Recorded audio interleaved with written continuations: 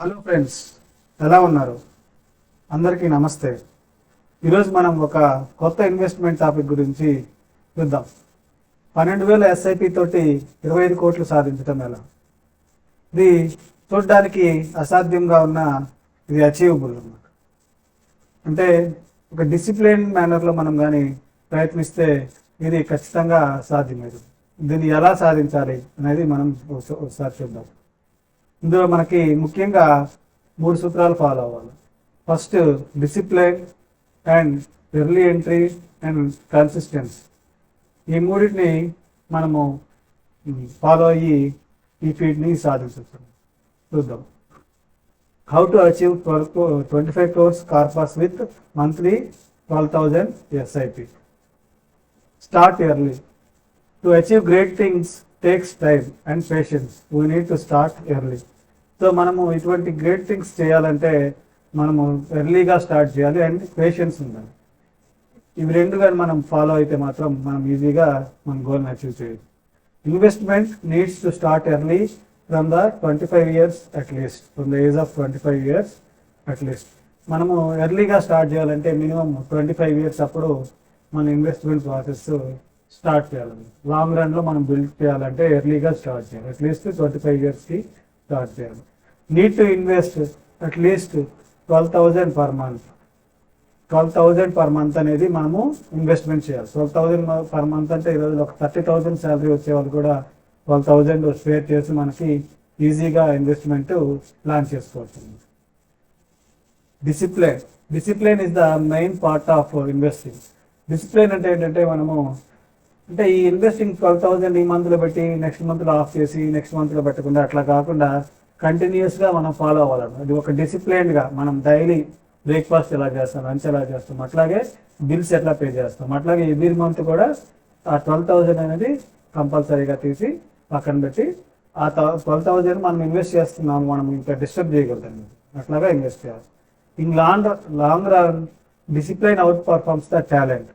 Okay, long రన్లో ఏమవుతుందంటే మనకి టాలెంట్ కంటే కూడా డిసిప్లైన్ అనేది ముఖ్యమైనది.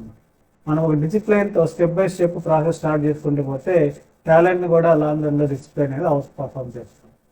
Investing is all about moving money from undiscipline trader or investors to discipline investors. So investing అంటే ఏంటంటే ఏ ఇన్వెస్టింగ్ అయినా కానీ అన్డిసిప్లైన్ ట్రేడర్స్ ఆర్ ఇన్వెస్టర్స్ అంటే స్టాక్స్ కానీ ఏదైనా రియల్ ఎస్టేట్ కానీ ఊరికి కొని అమ్మడం అట్లా ఉండే వాళ్ళకంటే కూడా సిస్టమేటిక్ అప్రోచ్లో పోయే వాళ్ళకి, డిసిప్లైన్డ్ అప్రోచ్లో పోయే వాళ్ళకి ఇన్వెస్ట్మెంట్ అనేది ఫేవరబుల్గా డెసిషన్స్ చేస్తుంది. Consistency with compounding. Consistency is the key to success. Consistency అంటే ఏంటంటే మనము ఎవ్రీ ఇయర్ కూడా ఫాలో అప్ చేసుకుంటూ కన్సిస్టెంట్గా ఇన్వెస్ట్ చేస్తూ ఉండాలి.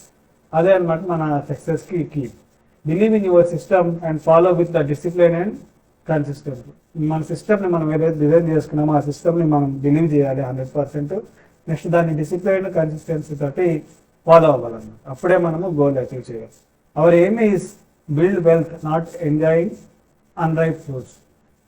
అంటే మనము కొంత కార్పస్ మన ఇన్వెస్ట్మెంట్ ద్వారా వచ్చిన తర్వాత ఈ అమౌంట్ వచ్చింది. సపోజ్ మనం ఇన్వెస్ట్ చేసేటప్పుడు మధ్యలో 50 lakhs 1 crore వచ్చింది అనుకోండి.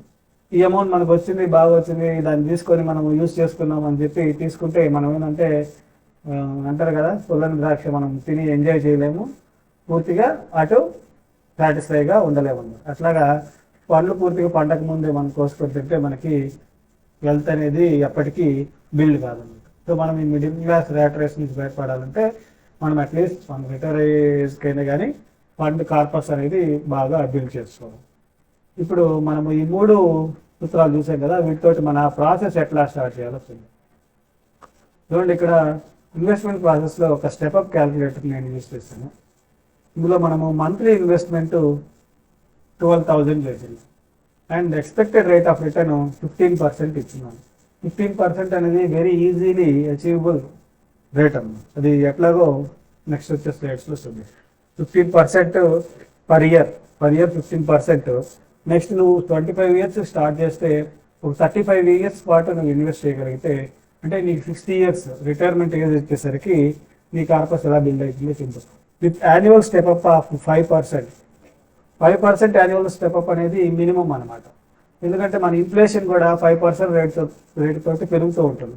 కాబట్టి మనం దాన్ని బీట్ చేయాలంటే అట్లీస్ట్ అంటే మన ఇన్వెస్ట్మెంట్ పూర్తి గెయిన్స్ రావాలంటే అట్లీస్ట్ 5% యాన్యువల్ స్టెప్అప్ ఉండాలి. అంటే ఇప్పుడు 12,000 చేస్తున్నాం అంటే 12,000 × 5 అంటే 600. నెక్స్ట్ ఇయర్ ఎవ్రీ మంత్ 12,600 చేయాలి. తర్వాత ఇయర్ 12,600కి 5% చేయాలి. అంటే 12,600 ప్లస్ 600కి 5% అంటే 30 రూపీస్. అంటే 12,600 ప్లస్ 630 రూపీస్ అనమాట. ఓకే, అర్థమైనా? అంటే 13,130 రూపీస్.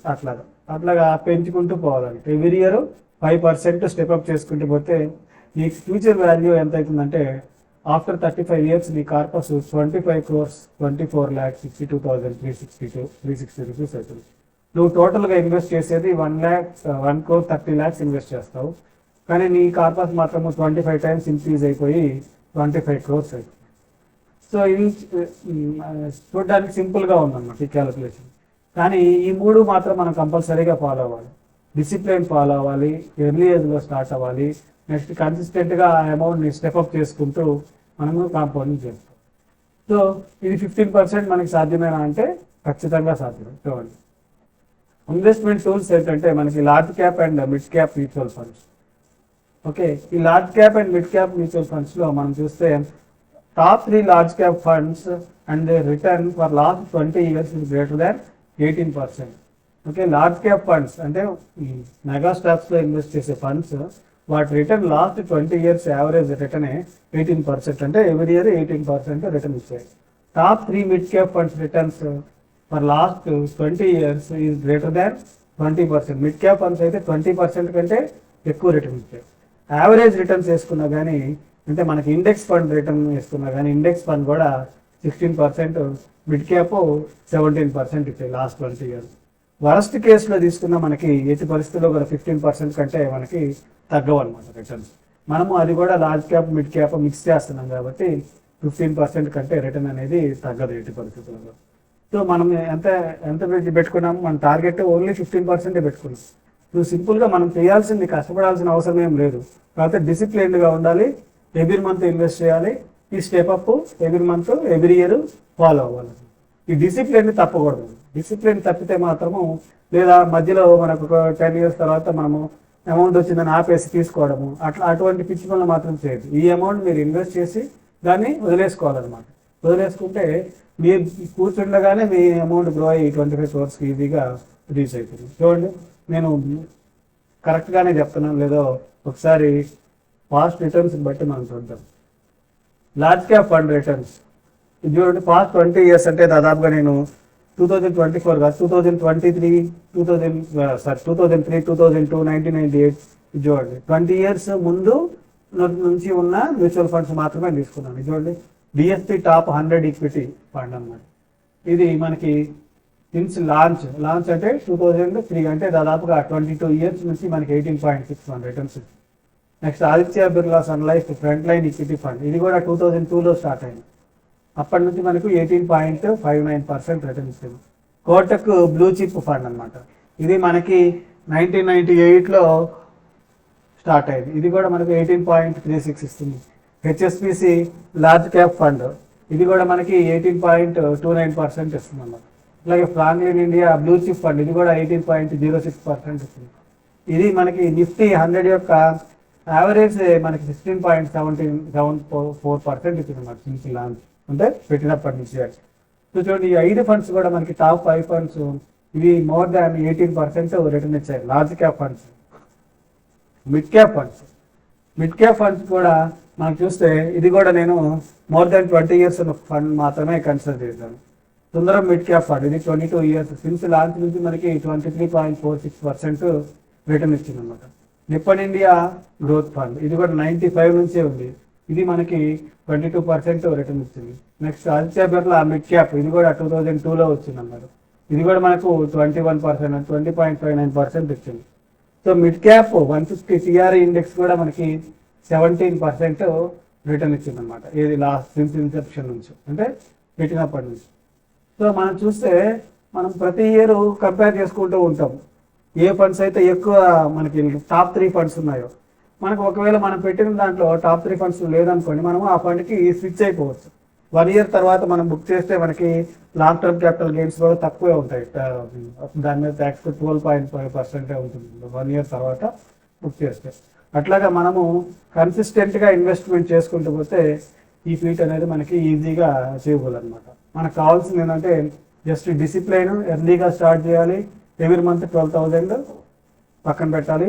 తర్వాత ఆ 12,000 మీద ఇయర్లీ మనకి 600 అంటే స్టెప్ అప్ ఒక 5% యాడ్ చేసుకుంటూ ఉండాలి. సో ఈ విధంగా చేస్తే మనకి ఈజీగా ఈ 25 crores కార్పస్ అనేది మనకి అచీవ్మెంట్ కావచ్చు. సో ఇప్పుడు మనము మిడిల్ క్లాస్లో ఉన్నా కానీ మన ఫ్యూచర్ తరాలన్నీ కూడా సెట్ అయిపోయే పరిస్థితి ఉంటుంది. Okay friends, thank you friends. మీకు కనుక ఈ వీడియో నచ్చినట్లయితే లైక్ అండ్ సబ్స్క్రైబ్ చేయండి ఫ్రెండ్స్. Thank you.